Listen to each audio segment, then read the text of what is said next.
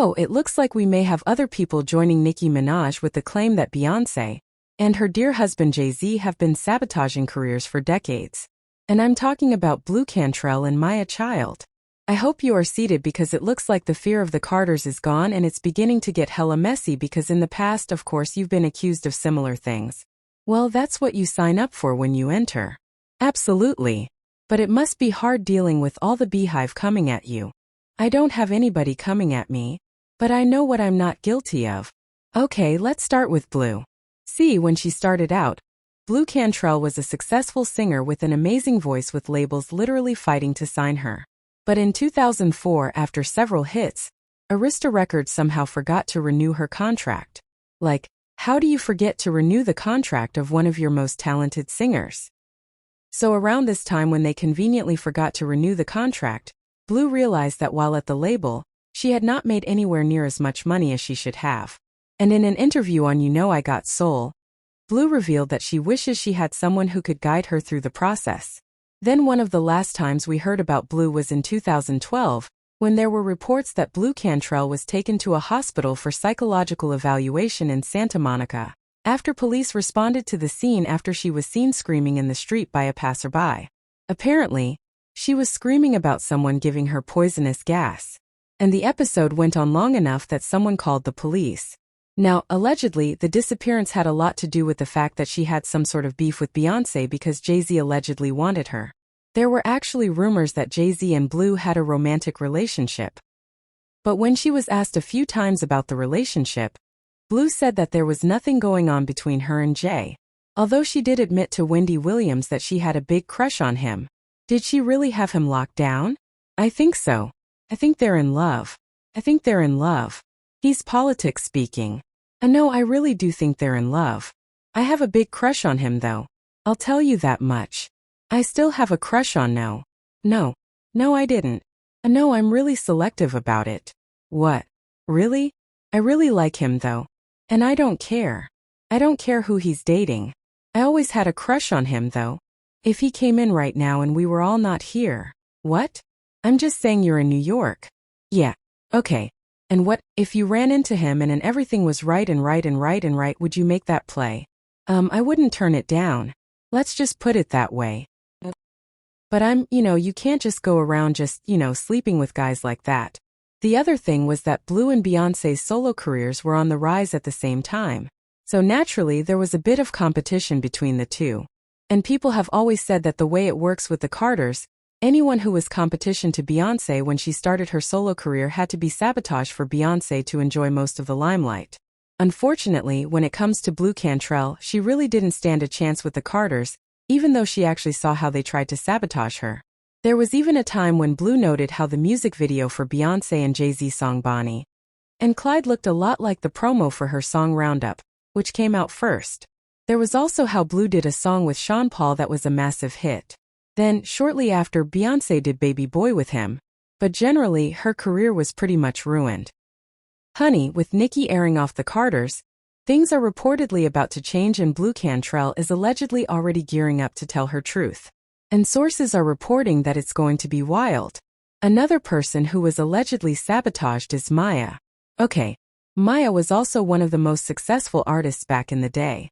And she released her debut album MYA in 1998 with Intercope Records, followed by her studio albums Fear of Flying and Mood Ring. In the US alone, MYA had over 3.22 million album sales across her career, winning several awards, including a Grammy nomination, and her songs smashed the top charts. But just like with Blu back in the day, there were rumors that MYA and Jay-Z had a relationship after collaborating on the remix of her hit song, Best of Me. In fact, in 2014, there were rumors that Jay had continued to date her and financially support her while being married to Beyonce, and this led to her being blackballed in the industry. Well, I can't confirm whether anything ever happened between MYA and Jay-Z, but what I do know is that regardless, the interactions with Jay-Z still hurt her image. Before we knew it, there were all sorts of nasty things spreading about MYA, saying that she's from the streets. And 50 Cent even at one point claimed that he, did something with her. Unfortunately for MYA, she had to deal with more than just all these rumors that were hurting her reputation because her label also screwed her over big time, just like what happened to Blu. And there have been reports that the Carters played a part because of the influence they have on record labels. Basically, her career as people knew it was over. But if word on the street is anything to go by, this is another person gearing up to expose the Carters for what they did to her. Enter Nicki Minaj. So this latest issue with Nicki kicked off when reposted an interview done by Demery Hadley, the Arung daughter of Roc Nation CEO Desiree Perez. In the interview, Dem, who is suing her mother for committing her to a mental institution, claimed that Roc Nation basically sabotaged Nicki Minaj and took away her freedom of speech. She also said that Roc Nation went after Nicki's family. They've attacked her husband, they've attacked her child, and it should really scare the American people. She has been through some trauma, and some of with Roc Nation, with Desiree Perez, with other individuals. What I can say about that is I've witnessed and heard a lot of things. Again, it's here, right? So it doesn't even matter. And that's why I'm not even going to go into detail with that. If I have the opportunity to speak with Nicki, would love to connect with her on that. But I've kind of seen, just like you firsthand, how they've they've abused of her platform. They abused her talents. They've of her freedom of speech. They've her family. They've attacked her husband. They've attacked her child. And it's sad. It's really sad. Somebody so resourceful, talented, high profile as Nicki Minaj being targeted. It should really scare the American people. It should really scare you guys too, right? Because I'm the daughter.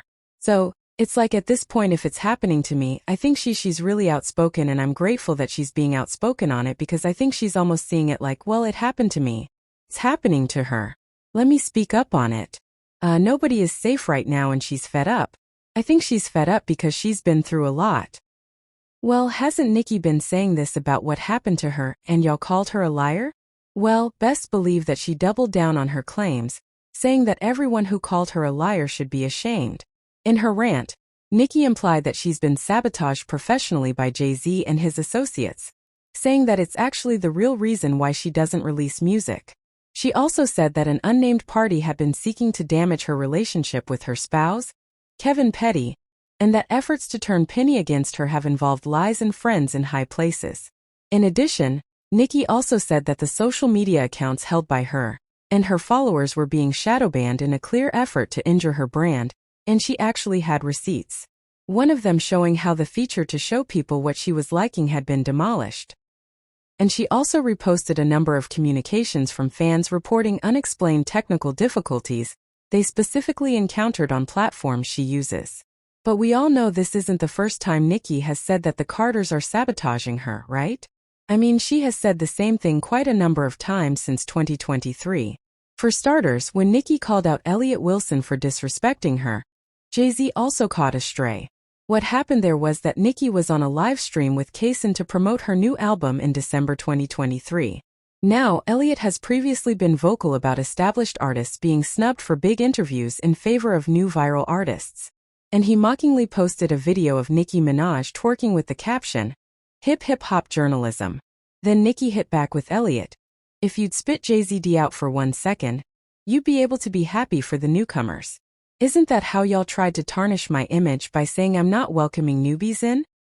Did songs with all of them, though? Why you not happy for a young black man like Kai?" If you ask Nicki, Elliott is one of the mouthpieces being used to sabotage her. Then sometime last year, Nicki was on a roll exposing Jay-Z and Tidal for scamming her and trying to silence her with $1 million. Was setting the record straight about her part in Jay-Z's music streaming service sale of Tidal, claiming both he and Steve Stout are spreading lies. Now, there was a little bit of back and forth, but Nicki was saying that Jay-Z and Beyonce were pushing heat her way to try and stop people from talking about them and Diddy. Like, she literally wrote on X, "They got to keep the conversation on me so that no one talks about these charges against their BFF."